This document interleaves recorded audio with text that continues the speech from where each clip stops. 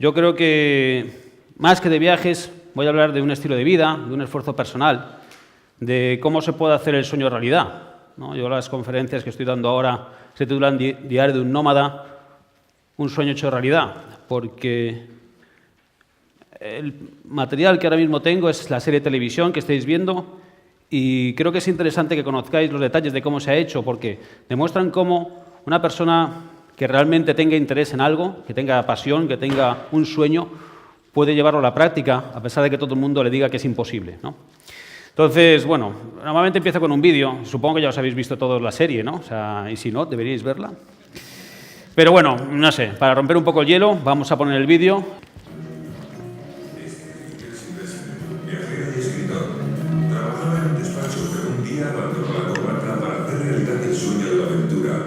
Desde entonces es un nómada. Se ha dado vuelta al mundo siguiendo el rastro de los exploradores menos conocidos. ¿De momento sabéis quién es ese señor que está ahí arriba? Y he querido ver los lugares donde la historia sucedió. El monumento a Fernando Magallanes, aquí lo mataron. Ahora comienza un gran viaje por Sudamérica desde el Estrecho de Magallanes al Canal de Panamá para contarlo en su diario de un nómada.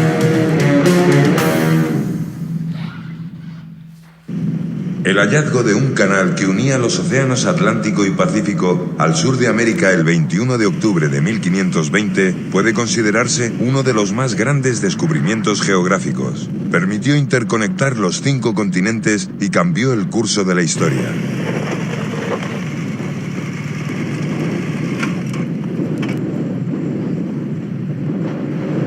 El Estrecho de Magallanes, ahí está, míralo. Esto demostraba que existía un paso del Atlántico al Pacífico y que esto era un nuevo continente y que la Tierra es redonda. Nunca pensé que lo vería y al final lo tengo delante de mí.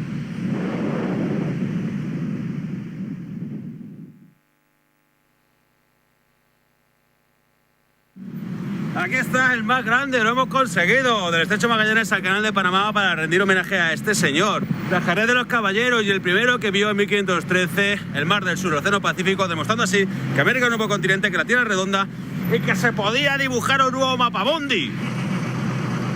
Very good. Este sí que era very good, hombre. América causó una atracción irresistible a los hombres más arrojados de su tiempo que se lanzaron a lo desconocido en pos de la fama, la gloria y también la riqueza. Hombres como Hernando de Magallanes, que descubrió el paso del Atlántico al Pacífico, como Francisco Pizarro, que derrotó a un imperio, como Pedro de Heredia, que fundó Cartagena de Indias. Hombres que hoy han quedado reducidos a estatuas silenciosas que nadie recuerda a quién representan. ¿Y vosotros sabéis quién es ese señor que está allá arriba? No, ¿verdad? Se llama Blas de Lezo y ganó a los ingleses una batalla aquí. Vamos a conocerlos mejor en un gran viaje de 20.000 kilómetros a lo largo de desiertos, salares, selvas, playas, ríos, montañas, mares y hasta algún accidente. Pero sobre todo vamos a vivir una gran aventura que nos ayude a comprender mejor el mundo en que vivimos y quiénes fueron nuestros antepasados. Ya está bien de tanto aventurero de pacotilla que parece que sea el último superviviente y todo sea al borde de la muerte. No, hombre, no es para tanto. Se cae la moto, se levanta.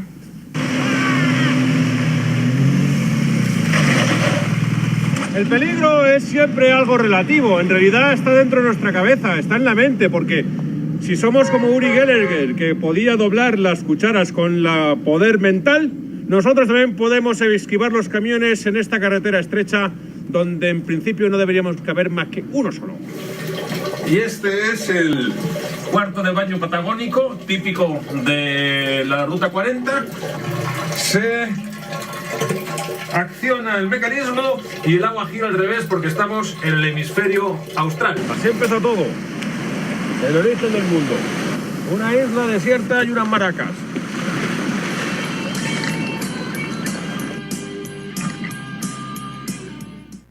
No problem. No problem. Esas fueron las últimas palabras que más de uno ha escuchado.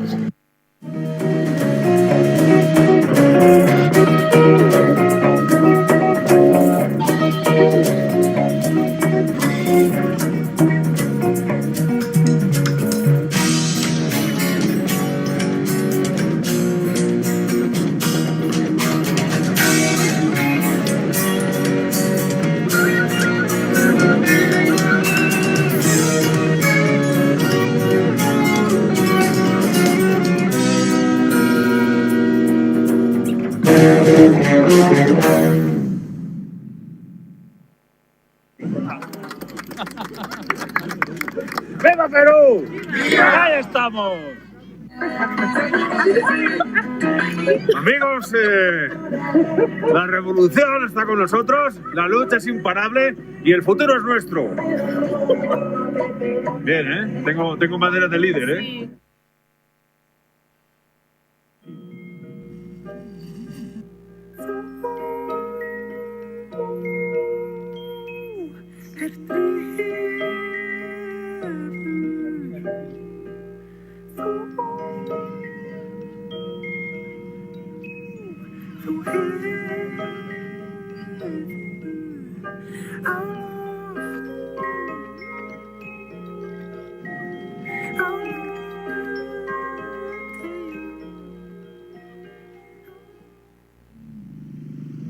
Lo que tengo a mi espalda es la reproducción de la nao Victoria, el barco que dio la primera vuelta al mundo. Viendo ese cascarón, porque no es más que un cascarón, resulta increíble imaginar lo que esos hombres hicieron. ¿Cómo pudieron cruzar el mundo entero? De 5 barcos, regresó solo uno. Fue una navegación terrible, algo que no podemos imaginar ahora mismo. Combatieron, pelearon, lucharon, navegaron, y al final lo consiguieron. Y se tardaron 60 años más en repetir su hazaña.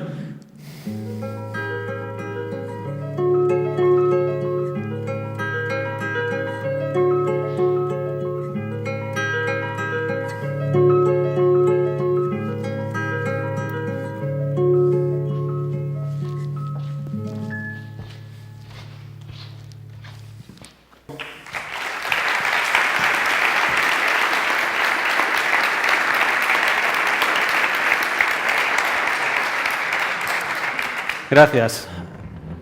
Como habéis visto ahí, esta es la serie de televisión que me gustaría ver con mis hijos y es la serie de televisión que yo quería hacer. He sido responsable de todo, para bien y para mal.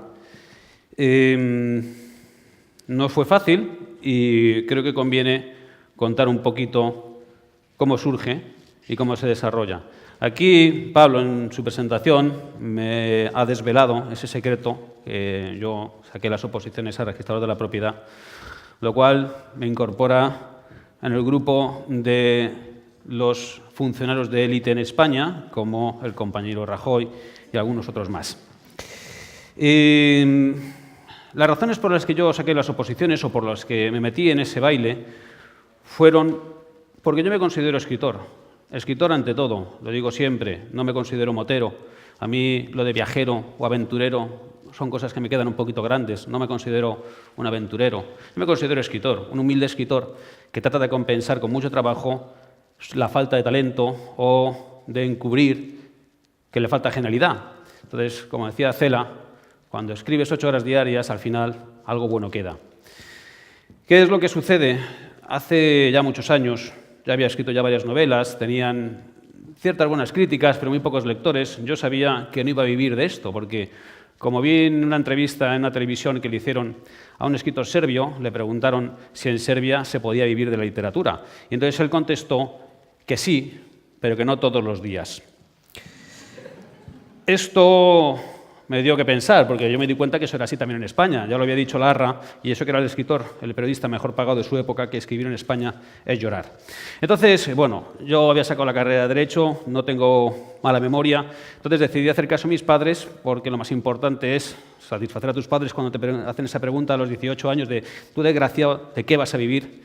Entonces me puse a estudiar las oposiciones y al final la saqué. La saqué con el número 1 de mi promoción, no porque sea yo más listo que los demás, y por supuesto no era el más estudioso, sino porque soy quizás muy obsesivo.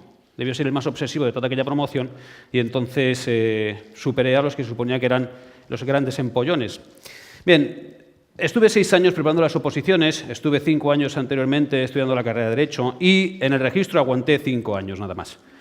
O sea, me tiré más tiempo estudiando las oposiciones que luego ejerciendo, ¿no? Las razones por las cuales yo dejé el despacho, bueno, primero porque ya lo tenía y por lo tanto mi madre estaba satisfecha, fueron que yo había hecho eso para poder vivir y poder escribir y de repente no estaba escribiendo, no tenía no tenía inspiración. No escribía de cosas que valieran la pena, escribía cosas para los periódicos, para Expansión, para 5 días, chorradas sobre las hipotecas y cosas de esas, ¿no? Entonces, de repente, bueno, pues me di cuenta que aquello no me llevaba a ninguna parte, ¿no? Me di cuenta como consecuencia también de un accidente en moto. O sea, lo suelo decir, que yo tenía una Harley Davidson, tuve un accidente en Madrid, me rompí un codo y eso me obligó a parar, ¿no? Me obligó a parar una especie de vida de ratas que tenía, donde iba con prisa a todos lados y todo se resumía a comprarme cosas caras, cosas que no necesitaba, y a ir a buenos restaurantes y poco más. Entonces, recuerdo, como si fuera ayer, que me había roto la cabeza el radio, estaba bastante fastidiado de la articulación y estaba en la mesa del fisioterapeuta. Entonces, me intentaban, devolver la movilidad y estaba en una camilla de esas de quirófano, ¿no? Muy fría. Y estaba ahí tendido, sin camisa, estaba pasando frío y además me estaban haciendo daño, ¿no? Al tratar de estirarme el brazo. Y yo estaba mirando una lámpara en el techo, una lámpara de esas de quirófano, de consulta, muy fría, muy metálica, ovalada, donde me había reflejado en ella como si fuera un pececillo, ¿no? En los ojos de un pez. Y yo lo que sabía era que no quería estar allí. En ese momento no quería estar allí, no me gustaba nada de mi vida, no quería estar allí. Pero lo que pensé es que no solamente no quería estar en ese sitio, ¿no? Sino que no quería estar en mis zapatos, no quería estar en mi vida, no quería estar haciendo lo que estaba haciendo. Entonces decidí simplemente pedir una excedencia, irme durante un año para escribir una novela. Yo lo que quería era escribir una novela. Y como tenía moto, porque siempre tuve moto, de hecho vendí la Harley inmediatamente después del accidente y me compré una BMW. Y me compré una BMW simplemente porque yo tenía conciencia de que eran las motos que tenían mejor ABS. Y como no quería que me volviera a pasar lo que me había pasado, me compré una BMW, me compré una GS1200 sin saber exactamente qué moto me estaba comprando, solamente porque tenía ABS.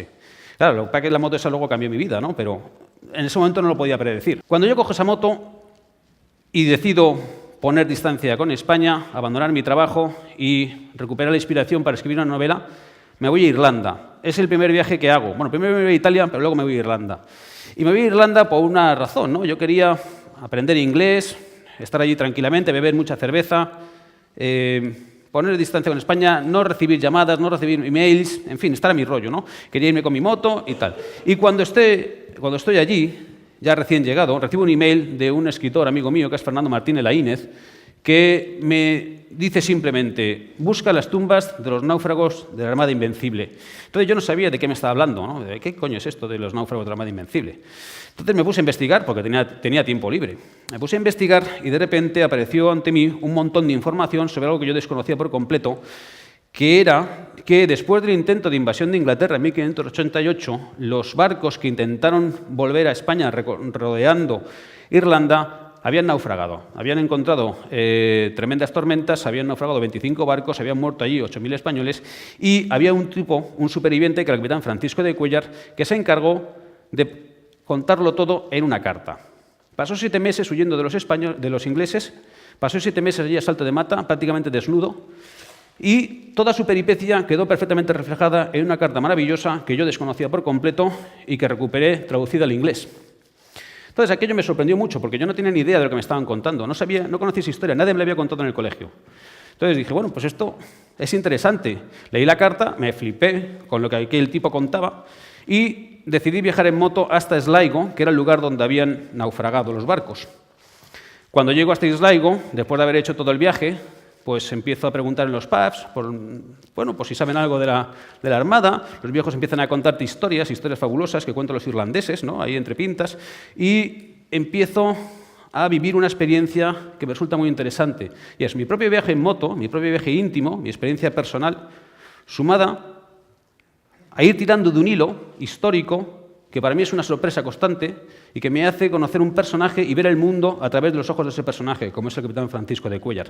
Entonces, cuando termino este viaje, decido escribo un reportaje y yo lo mando a distintos medios y ABC me lo publica inmediatamente en 3 páginas a todo color y coño, me quedo un poco sorprendido. Y bueno, aquello me gusta, lo leo y digo, coño, pues yo creo que aquí hay un buen material, ¿no? Hay un buen material para ir escribiendo cosas, reportajes en prensa, reportajes de viajes, que esto está divertido, mientras encuentro la inspiración para esa novela. Bien, así fue el origen de todo. O sea, todo lo que ha venido después tiene su origen en Irlanda.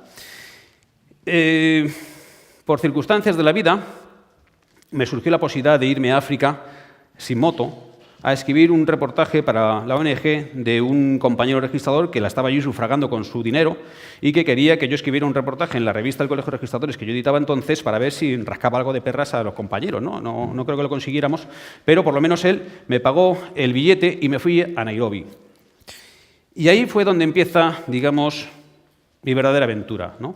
Ya no se trata solamente de recuperar el rastro histórico, que estaba bien, sino, coño, te vas a África, ¿no? Imaginaros, yo había salido hacía muy poco tiempo de una oficina del registro de la propiedad. Me había quitado la corbata y me he ido en moto a Irlanda. Y lo siguiente que hago es me voy a África. Entonces, bueno, cuando estoy allí y piensas que en África, bueno, pues te va a pasar cualquier cosa, que, bueno, lo que vemos en los telediarios, ¿no? Que los niños llevan Kalashnikov, que está todo lleno de bandidos, que son peligrosos. Bueno, pues entonces yo llego a Nairobi con muchos miedos. Eso, no bebes agua que no sea embotellada, no comes fruta, prácticamente no tomas nada, tienes miedo de tocar cualquier cosa. Bueno, pues cuando llego allí unos días, una semana, me doy cuenta que tampoco me ha matado nadie, ¿no? Entonces, oye, pues no está mal, me voy a quedar aquí, voy a pasar una temporadita. Entonces busqué una moto de alquiler. Lo que yo quería era alquilar una moto y darme una vuelta por Nairobi, quizás por las afueras y poco más. Pero no había motos de alquiler en aquella época. Sin embargo, encontré un alemán que vendía una moto, la R80 GS del año 92, que muchos habéis visto ya. Este tipo era el presidente o el director de la radiotelevisión alemana en África del Este. Se había comprado la moto, la había importado en África para hacer un gran viaje que nunca hizo. ¿Sabéis por qué no lo hizo? No me lo confesó, pero yo lo deducí. Veía demasiada televisión. Delante de sus ojos no pasaba el África real, pasaba el África de la televisión, lo que sale en las noticias. Bien, yo en ese momento no lo podía saber. Compré la moto, le entregué 3.000 euros y me fui sin documentación de la moto porque la moto no la podía registrar a mi nombre, ¿no? O sea, yo no era una keniata. Directamente me fui. ¿Qué es lo que pasa? Me voy un poquito más lejos de las afueras de Nairobi y, joder, tenía un miedo porque, ya dejas la ciudad aquí, ¿qué va a pasar? Y para mi sorpresa no me pasó nada, ¿no? Entonces dije, bueno, vamos a ir un poquito más lejos a ver qué pasa. Y si me quitan la moto, me roban, con que me dejen vivo, suficiente. Yo me vuelvo a Nairobi, cojo un avión de vuelta y ya he vivido mi gran aventura africana.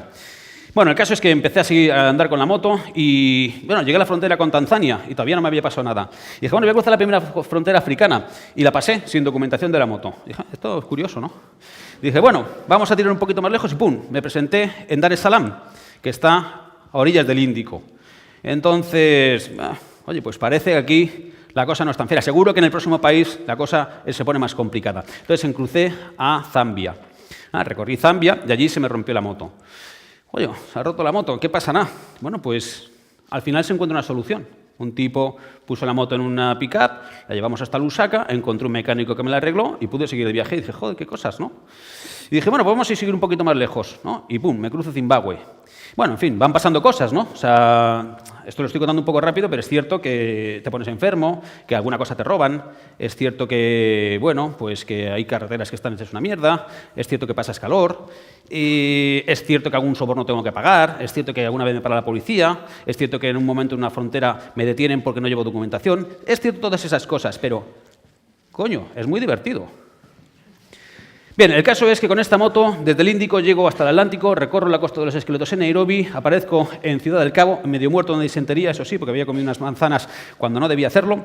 Y, bueno, pues sigo viaje, entonces cruzo Suazilandia, cruzo Lesoto, llego a Mozambique. Y, bueno, en total me recorro unos 14 países, 14.000 kilómetros y 4 meses. Esto recién salido del despacho del registro de la propiedad. Evidentemente, yo era un aventurero bastante inepto, o sea, y de hecho sigo siéndolo, ¿no? Como aventurero soy un desastre. Entonces, ¿qué hago? Yo cuando regreso a España, lo primero que hago es transcribir todo lo que he apuntado en mi diario puntillosamente. Mi diario no se inventa nada. Cada día escribía por la mañana lo que había pasado el día anterior. Entonces yo, lo que hago cuando llego a España es simplemente transcribo eso y lo mando a mi editora, que me había publicado varias novelas, y me dice, esto es un libro, esto no lo va a leer nadie, pero bueno, yo te lo publico porque te tengo cariño, y publico un libro que se llama Un millón de piedras. Ese libro se queda ahí. Y antes de yo esperar nada de que ese libro tuviera la mínima repercusión, que tuviera lectores, que, en fin, cambiara mi vida, porque en ese momento no lo puedes predecir, lo que sí me había dado cuenta era que lo que a mí me había pasado en África era tan surrealista, era tan asombroso, que cualquier argumento de ficción que yo me imaginara resultaría pálido. O sea, yo no me podía imaginar, por mucho que me esforzara, cosas como las que me habían pasado. Entonces, es en ese momento cuando decido dedicarme a la literatura de viajes. Entonces, olvido por completo esta idea de escribir una novela, porque la verdad, no soy un genio. Y si no eres un genio, ¿para qué vas a escribir novelas cuando hay tantas novelas geniales escritas que no te vas a acabar en la vida? Así que, bueno, simplemente también como egoísmo de escritor, decido centrarme en la literatura de viajes, porque la literatura de viajes te facilita mucho el trabajo, no tienes que inventarte nada, simplemente tienes que reflejar con fidelidad lo que sucede. Claro, le pones tu punto de vista, tu mirada, pero está tirado. Y ahí me di cuenta que no era mal escritor. O sea, para reflejar, porque claro, ponías un personaje bastante inepto, circulando por África, le pasaban cosas, se cometía muchos errores, se le caía la moto y todo eso pues me parecía muy divertido recogerlo. Me miraba un poco desde fuera como un entomólogo, ¿no? Y al mismo tiempo seguía yo con este come-come mío de los exploradores españoles. Entonces yo me dedicaba a contar la vida de otro mientras vivía mi vida. Y mezcladas las dos, se iban entrecruzando, como estas cadenas del ADN, y surgía algo que a mí me gustaba mucho. Y decía, esto tiene que valer la pena. Y a eso me he dedicado.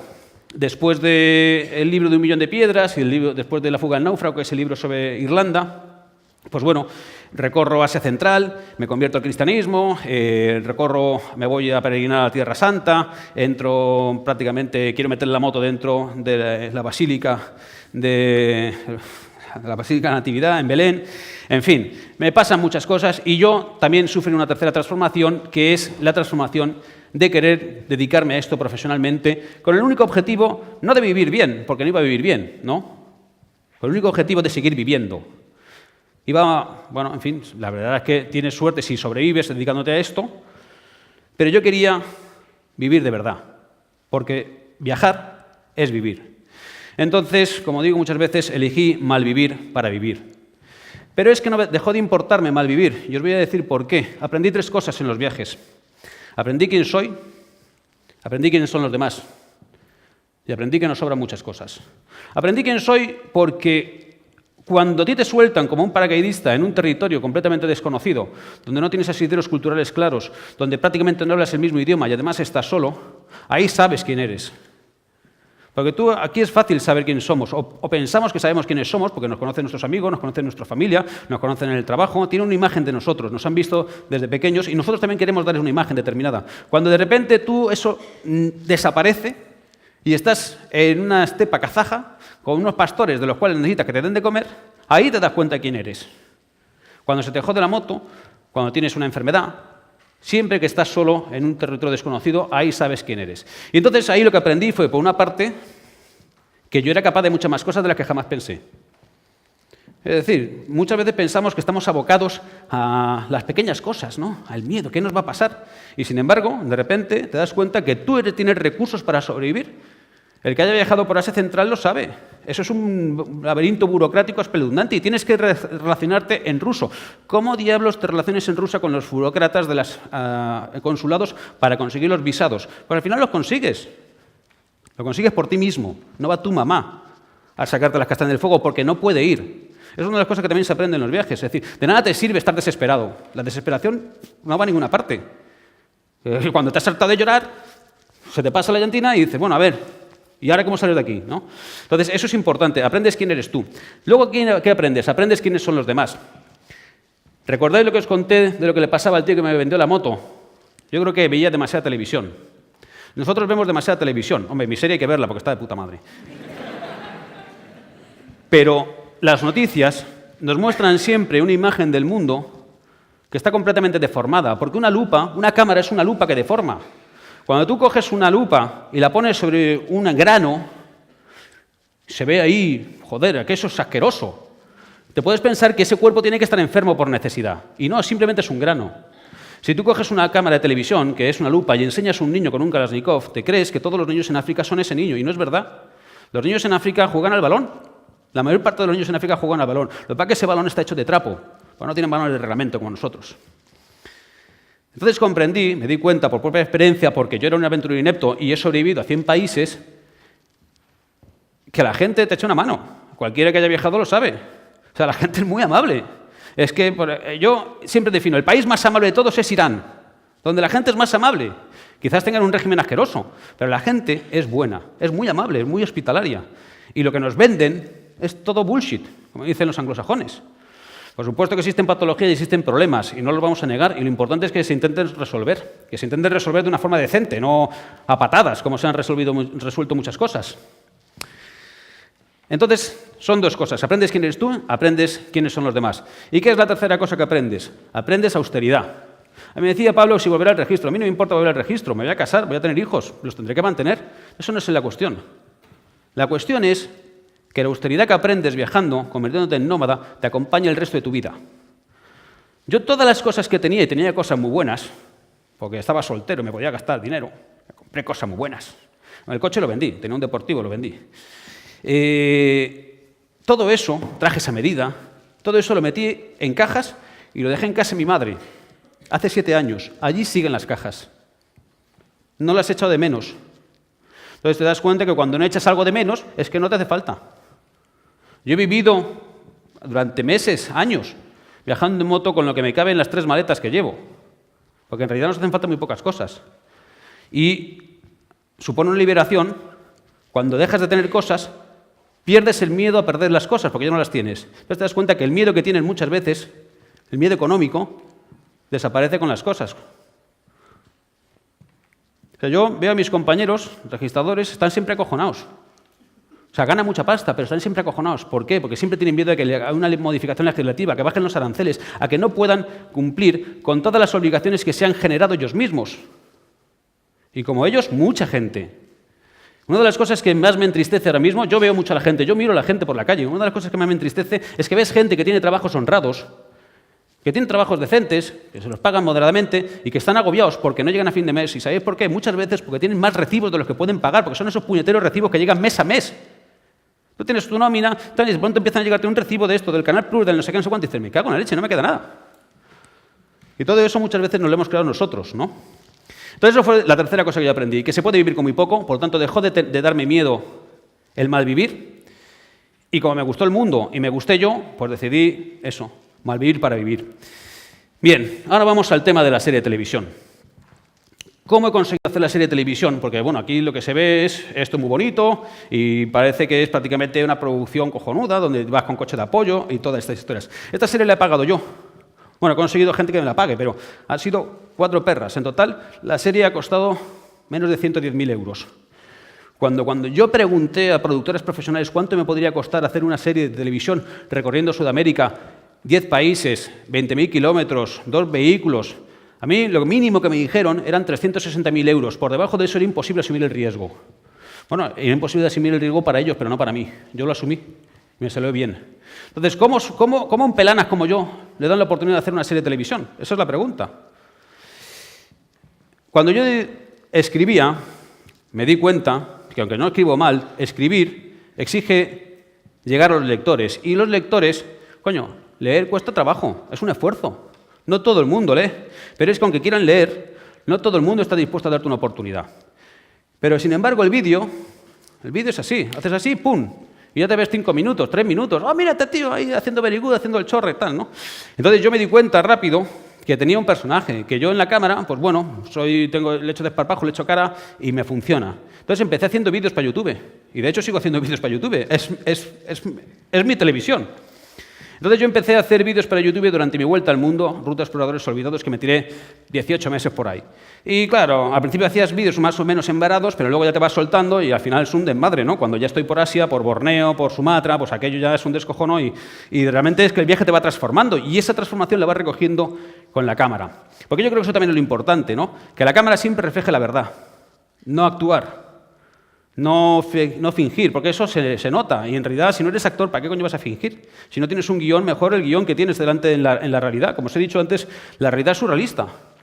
Bien, yo termino de dar la vuelta al mundo y, bueno, como yo quería seguir viajando y tampoco había conseguido hacer esto una cosa rentable, pues publico el libro de la fuga del náufrago sobre los náufragos españoles en Irlanda.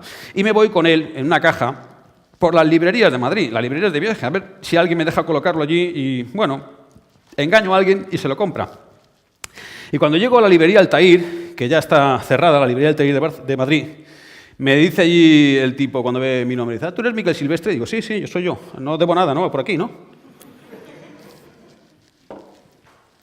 Me dice, no, tú has escrito un libro que se llama 1 millón de piedras. Y digo, sí. Dice, ¿tan malo es? Me dice, no, ese libro se ha vendido muy bien, se ha convertido en un pequeño clásico de la literatura de viajes.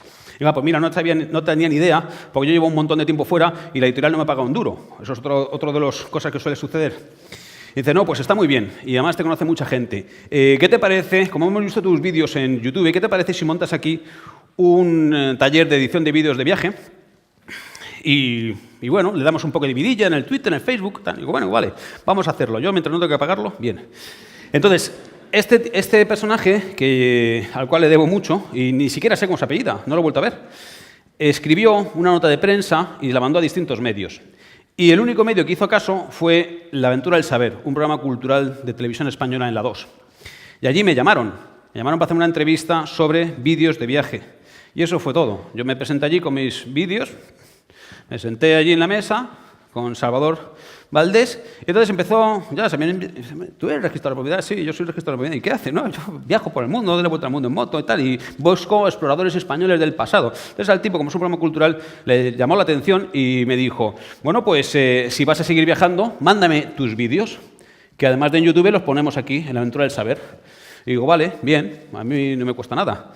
Entonces empecé a mandarle los vídeos del viaje que hice a Uzbekistán, a Samarcanda, la ruta de embajada a Samarcanda, y le que iba siguiendo a un embajador madrileño del siglo XV, Ruy González de Clavijo. Encontré la calle que tiene allí en Samarcanda, la filmé, hice, no sé, más de 20 y tantos vídeos sobre aquel periplo bastante espectacular, y se fueron emitiendo en la aventura. Cuando regresé, hice con una moto clásica la Operación Sáhara. Me fui al Sáhara, visité Alayún, visité Villa Cisneros, en fin, y todo eso se lo iba enviando. Cuando regresé de ese viaje, me entrevistaron de nuevo. Y entonces allí me encontré un tipo que me dijo, oye, he visto tus vídeos, están bien. Sí, bueno, me alegro que te gusten. Dice, yo soy productor ejecutivo de culturales, ¿tú serías capaz de hacer una serie completa? Y yo, hombre, claro, porque yo mantengo esa tesis, ¿no? De cuando te ofrecen un trabajo, tú di que sí, lo primero, y luego aprendes a hacerlo, ¿no? Yo no tenía ni puta idea de cómo se hacía una serie, porque yo pensaba que era esto de filmarme a mí mismo y que eso iba a servir. Y no, cuando me puse a leer la letra pequeña que me mandaron, entonces ahí ya vi en qué consistía la cosa. Tenía que pagarlo yo. Es decir, tenía que conseguir patrocinios para financiar la serie, porque Televisión Española no pagaba dinero. Era un programa para la 2 necesitaba contenido, ahora mismo está en una situación económica que están, entonces, bueno, si me traes un contenido que esté bien y que sea digno, en fin, que técnicamente reúna las cualidades que exige una televisión pública, pues lo podemos emitir. Lo tienes que pagar con patrocinios, pero al mismo tiempo no puedes hacer publicidad directa de nada, porque es Televisión Española y por ley tiene prohibida la publicidad.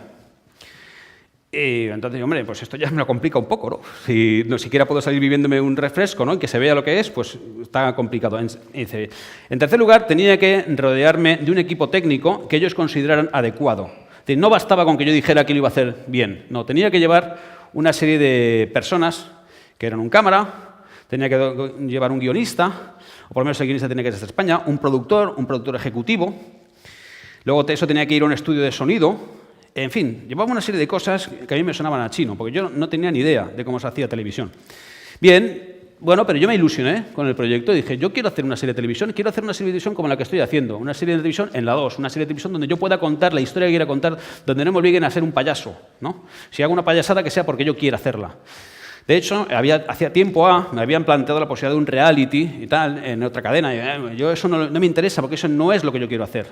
Porque en esto estoy para hacer lo que yo quiero hacer, si no me vuelvo al registro. Bien, cuando yo me entero de cuál es todo este tejemaneje que se necesita para hacer una serie de televisión, que no es nada sencillo, pues me pongo a buscar productoras. Y entonces pues empiezo a mirar aquellas productoras de programas donde ya me hubieran entrevistado o me conocieran. Entonces, oye, pues sí, tengo un compromiso de emisión por parte de Televisión Española. Dijeron, vale, no está mal. ¿Esto cómo se paga? Digo, no, pues hay que buscar patrocinios, pero no se puede hacer publicidad. Entonces empezamos a buscar patrocinios y, como tengo contado en el libro Diario de un Nómada, porque ese libro no es más que el relato de lo que os estoy contando, no es el viaje. Es toda la aventura que supuso hacer la serie. Pues como tengo contado, intenté que una empresa deportiva tipo Adidas me patrocinara unas zapatillas de deporte. Me decía, oye, yo voy a correr todos los días, voy a sacar en pantalla que voy a correr, se van a ver las zapatillas, patrocina unas zapatillas que valen 100 pavos. Pues me fui a correr con mis viejas zapatillas de deporte llenas de agujeros, porque nadie me las patrocinó, nadie creía en el proyecto. ¿Qué sucedió? Que de los 360.000 euros mínimos que se tenían que conseguir, yo conseguí que me prometieran, si todo iba bien, unos 110.000. Claro, la productora dijo, hasta aquí hemos llegado. Yo no pienso asumir ese riesgo, no tengo pasta, y por lo tanto, aquí te quedas. Aquí te quedas después de negociaciones, conversaciones con Televisión Española, yo tuve que hacer todo el proyecto, porque aquí hay que presentar lo que se llama una Biblia. Es decir, todo un proyecto detallado de dónde vas a ir, qué vas a hacer, qué historia vas a contar, cuáles son los personajes, cuáles son los tips, es decir, cuántas veces vas a enseñar comida, cuántas veces te vas a entrevistar con gente local. En fin, aunque sea todo mentira, tienes que entregarlo y eso lo tienes que escribir. Y entonces, ¿sabéis cómo funcionan las productoras? Yo lo escribí todo, lo presenté, los tíos le pusieron un PDF y me cobraron 2.000 pavos. Y ese presupuesto de 360.000 euros, donde había pues sueldos para un productor ejecutivo que se iba a tirar 5 meses en España, yo sin saber muy bien para qué, donde tenía que viajar acompañado de un experto en cruzar fronteras. Y dicen, hostia, muy listo no soy, pero alguna frontera ha pasado, ¿no? Donde todo eso había sueldos a tutiplén. Sí, yo iba a cobrar 30.000 pavos, ¿no? Pero eran 30.000 pavos sobre el papel, ¿no? Bien, cuando todo eso se fue al carajo, porque efectivamente nadie estaba dispuesto a financiar eso, y eran precios de crisis, lo que ellos llamaban precios de crisis, pues me dejaron tirado, o por lo menos se despidieron de mí. Y entonces yo me quedé con un PDF, con las ilusiones por los suelos, con mi novia intentando consolarme y con un montón de gente a la cual yo había llamado a las puertas y había gente que me había dicho que sí, pero yo llevaba pegatinas en la moto por 800 euros, un banner por 800 euros. A ese nivel llegaba mi patrocinio. Bien, yo estoy en Madrid, yo voy a correr todos los días y bueno, pues estoy un poquito deprimido y me voy a correr una mañana pensando que este proyecto se ha ido al carajo y que mi sueño ha terminado. Y entonces, bueno, me voy a correr hasta la ciudad universitaria y allí está la Facultad de Filosofía y Letras y hay un busto muy grande de Camilo José Cela. Camilo José Cela, ya os dije esto de las 8 horas del trabajo, pero hay otra frase que también dijo él que a mí se me quedó marcada y que he procurado seguir siempre al pie de la letra y en ese momento me di cuenta que estoy a punto de traicionarla y es, el que resiste, gana. Entonces dije, se acabó, esto lo voy a hacer yo, voy a resistir, porque el proyecto es mío, la idea es mía, el guión es mío, yo soy el personaje, esto lo hago yo. Entonces, ¿qué es lo que hice? A base de dar charlas como esta, a base de vender mis libros por toda España, a base de ir librería por librería, yo había conseguido ahorrar unos 25.000 euros para mi próximo viaje. Entonces, con ese dinero, lo que hice fue comprar el equipo de filmación, contratar un cámara por Twitter y quedar con un tipo argentino que era alpinista de élite que me había recomendado un americano que yo conocía y confiar en él durante 3 meses para que me acompañara, para que condujera la camioneta. Pagué el sueldo del cámara, pagué el sueldo del conductor, compré el billete de ida y de vuelta con fechas cerradas, porque es más barato, y les dije, esto es todo lo que tenemos. Hay que sacar este proyecto adelante. Porque si yo hubiera esperado a que toda esta gente que iba a disponerme dinero, ¿no? A BMW o a Turatex, iba a esperar a que esta gente pusiera el dinero, no lo hubiera hecho nunca, porque el dinero solamente te lo dan cuando ya estás haciéndolo, porque las condiciones eran, cuando estés de viaje te daremos parte, cuando vuelvas de viaje te daremos otra parte, porque hombre, si te matas se pierde toda la inversión, cuando tenga las cintas entregadas, hechas, te daremos otra parte, y cuando se esté emitiendo tendremos otra parte, es decir, cuando se esté emitiendo. Si yo espero todo eso, no lo hubiera hecho nunca. Entonces, ¿qué hice? Asumí todo el riesgo. Yo les dije, y está contado con todo detallado. O sea, si yo me mato o me rompo una pierna, o sea, si me mato te da igual, ¿no? Pero si me rompo una pierna, el proyecto se acaba aquí y lo pierdo todo. Y me fui a América con un cámara que conocí por Twitter, que me mandó un tweet y me dijo, oye, me encanta lo que haces, si algún día necesitas un cámara, y yo justo en ese momento estaba y le dije, mira, pues mándame el currículum. Me mandó el currículum y era un chaval de Extremadura, Antonio Piris, que hace un programa de toros. Y él me dijo en su correo, yo con tal de que no me cueste dinero, hago lo que haga falta. Porque claro, cuando le dije, mira, tío, es que va a ser duro porque nos vamos a cruzar toda América y van a ser 3 meses de trabajo. Eso es un sueño. Y así lo vio. Entonces yo le pagué 1.000 euros al mes, era mileurista. Pagué 1.000 euros al mes y su seguridad social. Porque por lo menos que su madre que no me echara la bronca si algo le pasaba, ¿no? Y así nos fuimos. Y entonces viajamos durante 3 meses, dormíamos todas las noches en la misma habitación, en diferentes habitaciones, pero siempre juntos, juntitos. Comíamos, desayunábamos y luego comíamos en el coche lo que pudiéramos y luego intentábamos cenar. Nunca sabíamos dónde íbamos a dormir y cada vez que llegamos a un sitio nos recorríamos 5 o 6 hoteles hasta encontrar el más barato. Y encima, haciéndonos jornadas de 500 kilómetros todos los días y filmando con la preocupación que suponía la producción. Es decir, porque una serie de televisión no es hoy filmo 2 horas, mañana ninguna. O sea, tienes que tenerlo todo programado, tienes que tener los capítulos de forma ordenada. Veis la serie, son 13 capítulos, cada uno tiene su historia, cada uno tiene su explorador, cada uno tiene su punto culminante, su momento de acción, su momento de reflexión, y todo eso teníamos que llevarlo. O sea, la producción del documental es la verdadera aventura. No el viaje estaba tirado. Era difícil, ¿no? Pero el viaje no. Y luego la convivencia. Claro, imaginaros un tipo que está acostumbrado a viajar solo. Yo viajaba siempre solo, por lo tanto, era mi propio dictador. Y yo siempre tenía razón. Cuando viajas solo siempre tienes razón. Eso es un problema, ¿eh?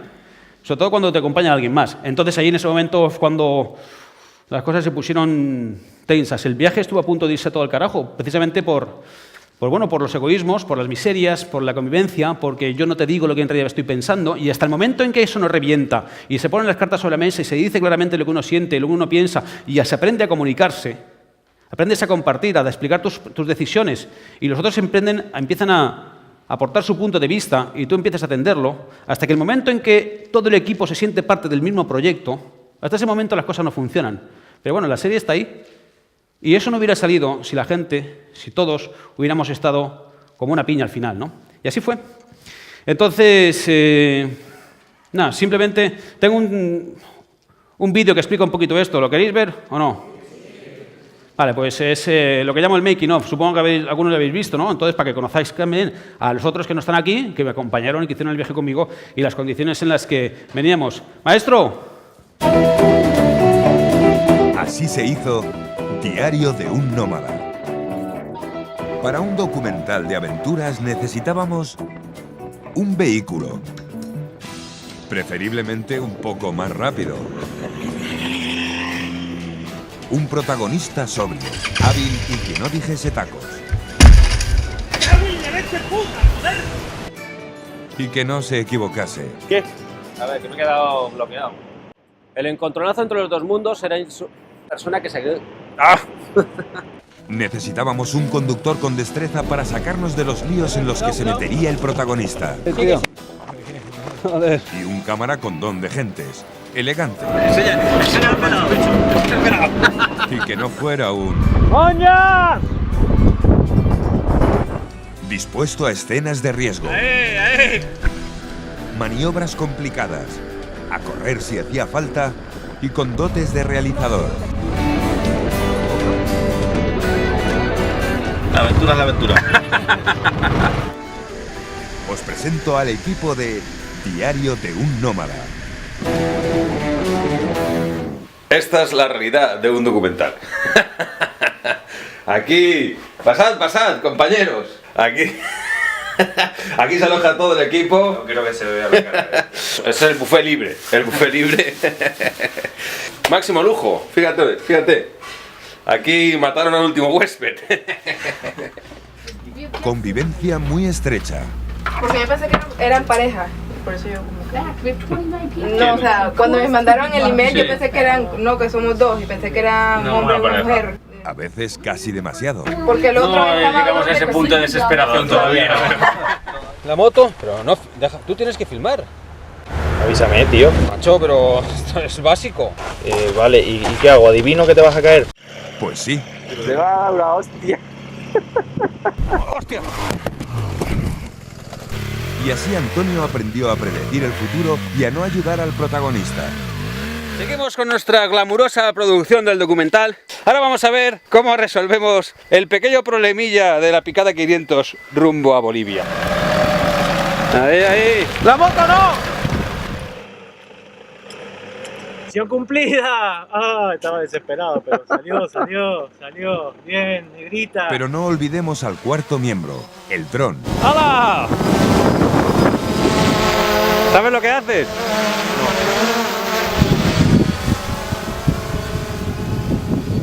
Que se convirtió en la sombra de Miquel. Pero que no siempre aterrizó suavemente. Que entre en el agujero. Adelante tuyo.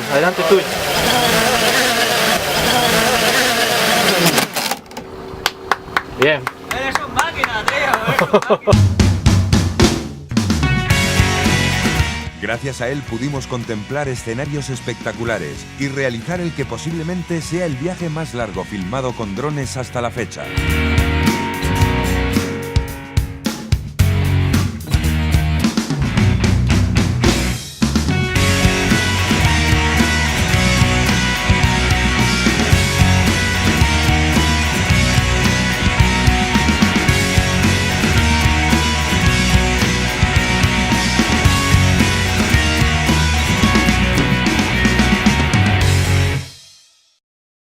Y una habitación de una cabina de 3 que tenga... De 3, pero tiene cama doble y sencilla.